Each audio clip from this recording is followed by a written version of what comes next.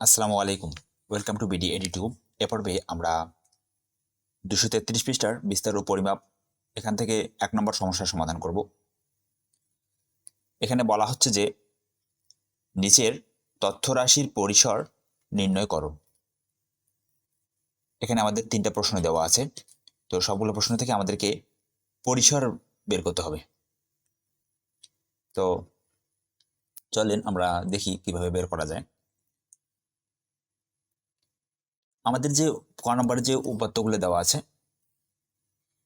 এখানে প্রতিটা একটা উপাত্ত 14, 3, 19, 17, 4, 9 এভাবে দেওয়া আছে। তো এখানে এই উপাত্তগুলো এলোমেলো আকারে দেওয়া আছে। তো প্রথমে আমরা সাজিয়ে নেব। তো এর জন্য আমরা লিখব যে উপাত্তগুলোকে মানের ঊর্ধ্বক্রম অনুসারে সাজাই। মানের ঊর্ধ্বক্রম মানে কি? মানে হচ্ছে ছোট থেকে বড় আকারে সাজাতে হবে। মানে সবচেয়ে ছোট সংখ্যাটা শুরুতে লিখব, তারপরে আস্তে ধীরে আমরা বড়র দিকে যাব। তো আমরা এখানে খুঁজে খুঁজে বের করলাম যে এখানে সবচেয়ে ছোট সংখ্যা হচ্ছে 0। 0 চেয়ে আর কোনো ছোট সংখ্যা নেই, 0 লিখছি। 0-এর পরে 3, এই 3 আছে 2বার, এই 3 আমরা 2বার লিখেছি। এভাবে আমরা খুঁজে খুঁজে 4, 8, 9 এভাবে 22 পর্যন্ত পাইছি। তার মানে এখানে আমাদের সবচেয়ে ছোট সংখ্যা হচ্ছে 0 এবং সবচেয়ে বড় সংখ্যা হচ্ছে 22 এই উপাত্তে। 0, 3, 4 এগুলো প্রত্যেকটা এক একটা উপাত্ত বলতেছি আমরা। তো এখন আমাদের কি বলছে যে পরিসর নির্ণয় করতে বলছে। হ্যাঁ, তো পরিসর নির্ণয় করার জন্য আমাদেরকে এই উপাত্তের সর্বোচ্চ মান জানতে হবে এবং সর্বনিম্ন মান জানতে হবে। তো উপাত্তের সর্বোচ্চ মান কত আছে আমাদের? সর্বোচ্চ মান হচ্ছে 22 এবং সর্বনিম্ন মান কত? 0। তো আমরা লিখতে পারি যে উপাত্তের সর্বোচ্চ মান ইকুয়াল টু 22 এবং সর্বনিম্ন মান হচ্ছে 0। এভাবেও লিখতে পারি। আর একটা ভাবে আমরা লেখা যায়, দেখেন আমাদের বইয়ের 215 পৃষ্ঠায় আলোচনা করা আছে আমাদের একটা সূত্র। কিরকম? যে অবিন্যস্ত বা অশ্রেণীকৃত উপাত্তের ক্ষেত্রে কোনো চলক x এর n সংখ্যক মান যথাক্রমে x1, x2 এত, মানে এই যে এগুলোকে বোঝাচ্ছে এই সঙ্গে এরকম যদি থাকে অবিন্যস্ত, মানে উপাত্তগুলো এলোমেলো আকারে থাকে, এটাকে যদি এলোমেলো আকারে থাকে এটাকে বলা হচ্ছে অবিন্যস্ত বা অশ্রেণীকৃত। দেখেন এখানে কোনো ঠিক নেই, 3 আছে 4, এখানে তো না আমাদের এই প্রশ্নটাতে দেখেন এখানে প্রথমে কি 14 আছে, তারপর 3 আছে, তারপর 19 আছে, মানে কোনো ঠিক ঠিকানা নেই, এলোমেলো, বড় ছোট কিচ্ছু নেই। ঠিক, তো এগুলোকে বলা হচ্ছে অবিন্যস্ত বা অশ্রেণীকৃত উপাত্ত। তো এরকম যদি উপাত্ত দেওয়া থাকে তাহলে আমাদেরকে বলছে যে যাদের ক্ষুদ্রতম মান ধরি xl, এখানের এই যে উপাত্তগুলোর সবচেয়ে ছোট যে মানটাকে এটাকে যদি আমরা xl ধরি এবং বৃহত্তম মানটাকে যদি xh ধরি, তাহলে পরিসরের নির্ণয় সূত্র হচ্ছে r xh মাইনাস xl, অর্থাৎ বৃহত্তম মান বিয়োগ ক্ষুদ্রতম মান। তো আমরা উপাত্তের সর্বোচ্চ মানকে এখানে কি ধরতে বলা হয়েছে?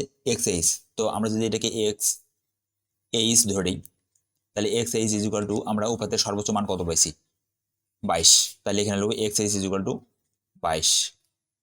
এরপরে সর্বনিম্ন মান, তো সর্বনিম্ন মানকে কি ধরে প্রকাশ করতে বলা হয়েছে? সর্বনিম্ন মান হচ্ছে xl, যাদের ক্ষুদ্রতম মান ধরি xl।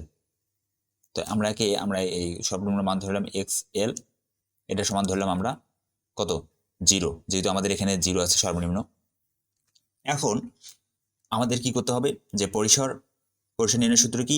r is equal to xh minus xl বা মডুলাস xh মাইনাস xl।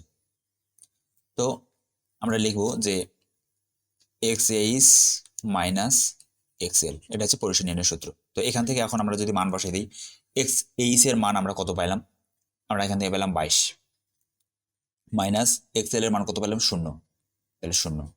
এখান থেকে 22 থেকে 0 বাদ দিলে কত হয়? 22ই হয়।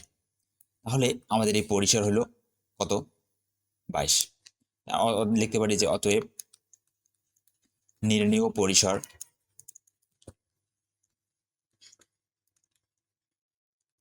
Is equal to 22। তাহলে আমাদের প্রথম যে প্রশ্নটা সেটার পরিসর আমরা নির্ণয় করলাম হচ্ছে 22।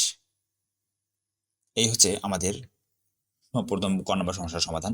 এরপরে খ নম্বর সমস্যা। খ নম্বর সমস্যা কি বলছে? এই তথ্য রাশি থেকে পরিসর নির্ণয় করো। খ নম্বরে এখানে কিছু তথ্য দেওয়া আছে। তো দেখেন খ নম্বরে একই ঘটনা, আমরা এখানে সর্বোচ্চ মান খুঁজে বের করব। সর্বোচ্চ মান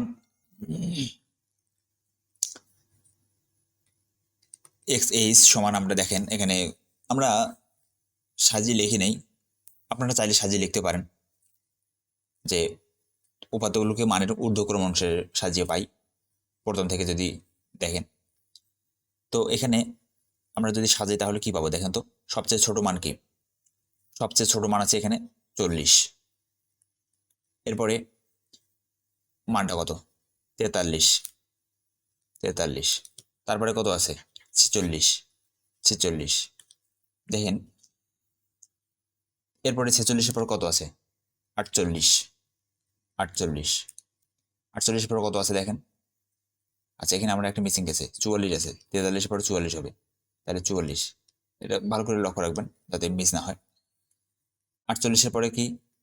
48-এর পরে আমরা সর্বোচ্চ দেখতেছি 55, তাহলে 55।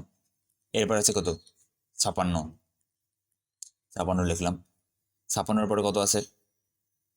56-এর পরে আছে আপনাদের 58, তাহলে 58। এরপরে কত আছে? 58-এর পরে আছে 63। এরপরে আছে কত? 70।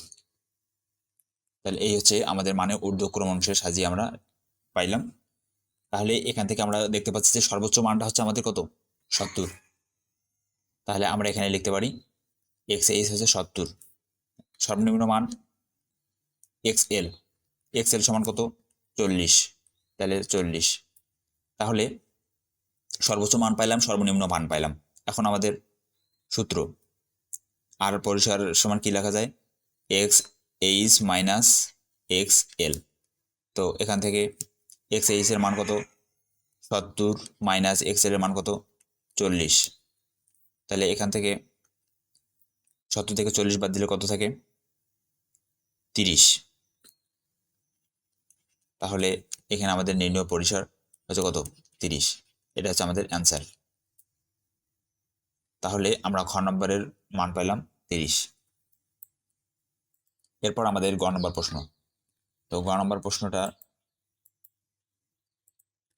আমাদের যেটা বলছে, এখানে আমাদের দেখেন আগের দুইটা প্রশ্নে আমাদের মান দেওয়া ছিল শ্রেণীবিন্যস্ত, অবিন্যস্ত মান। এখানে আবার আমাদের দেওয়া আছে, দেখেন আমরা যদি একটু দেখি,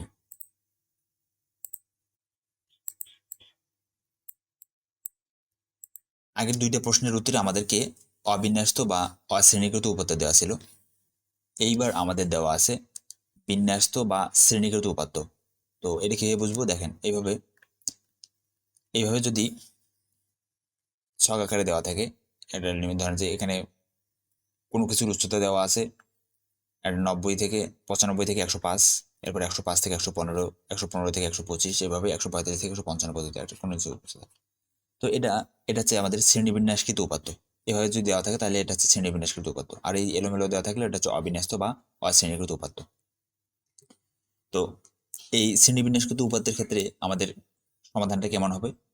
একই সমাধান হবে, জাস্ট আমরা দুইটা জায়গায় চেঞ্জ হবে। হচ্ছে কি, শ্রেণীবিন্যাস তো যদি সর্বশেষ শ্রেণীর উচ্চসীমা LU এবং সর্বনিম্ন শ্রেণীর নিম্নসীমা LL।